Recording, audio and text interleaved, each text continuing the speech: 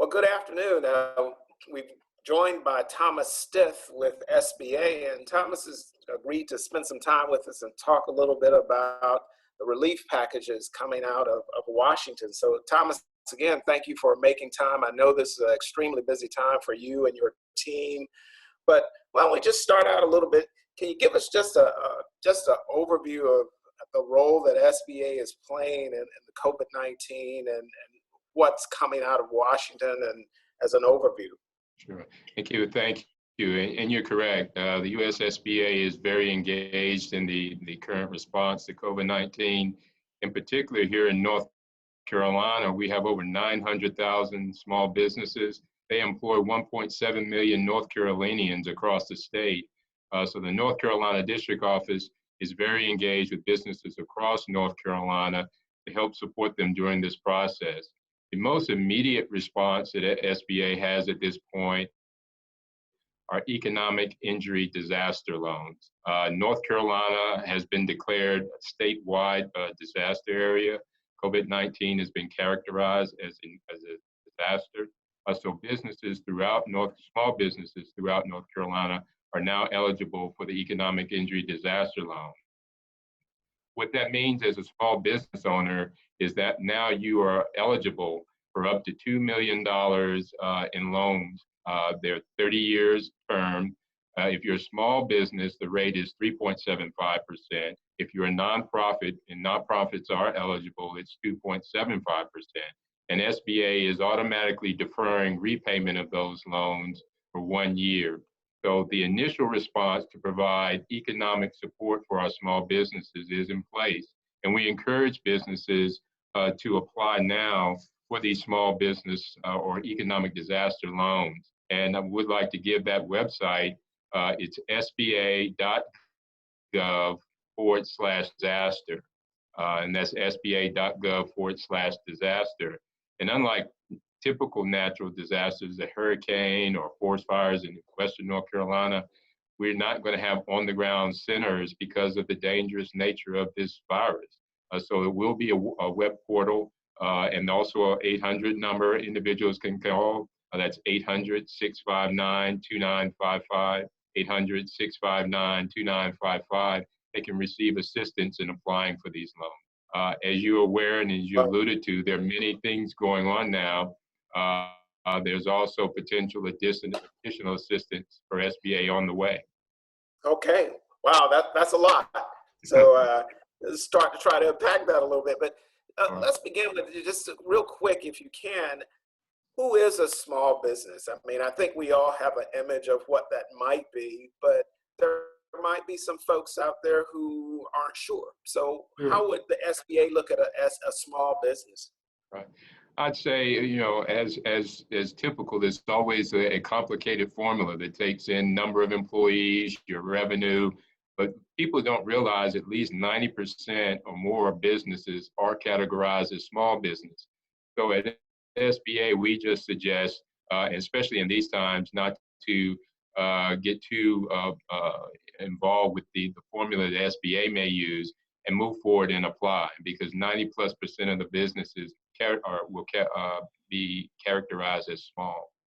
And that would include like the mom and pop, the sole proprietor folks who are out there. That's your mom and pop, your barber shop at the corner, but you could also have small manufacturers that would qualify as well. So it's a broad range of businesses. Excellent. And you pretty much just said it, they're all eligible. Yes, they're eligible. Now, there are some obviously underwriting criteria that looks at credit history, ability to repay once the business starts back, but they're eligible, and that's why we're encouraging people to apply. Yeah, and so you said it really important. If in doubt, just go ahead and apply. Yes. Don't Yes. wait. Go ahead and put in your application. And so, let's move into the terms of the loan. You talked about deferment and low interest rate loan. I know one question folks may have, the Fed funds rate was reduced to near zero, but yet this is set at 3.75. Talk a little bit about to the terms right. of the loan agreement. For businesses. It is for nonprofits too. Congress sets those rates. We're certainly willing to accept the lower rate if Congress does that. But obviously, they're still very competitive. And so at this point, that is the rate structure for these loans. Okay. And the terms in terms of deferment and beginning of payment? Sure. These loans are deferred, which means you don't have to make repayments for 1 year after receiving the loan. So you have 1 year before payments are due. And they can be for the length of the term could be up to 30 years in length. Wow, that's great. And the use of the funds, for what purpose might a small business be able to use these funds? These are for payroll costs, mortgage costs on their businesses. So it is designed by that income or that capital, if you please, for operating costs at the business. Oh, great, great, great. And so the key again is going into the portal that you have listed to start your process.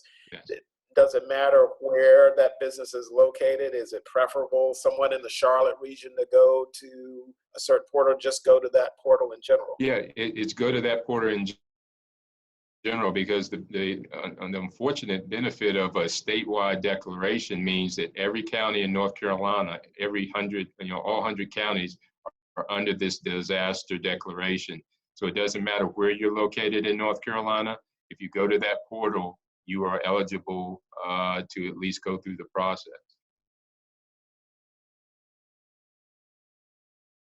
Great. I go in, I make my application, and I get approval, then what?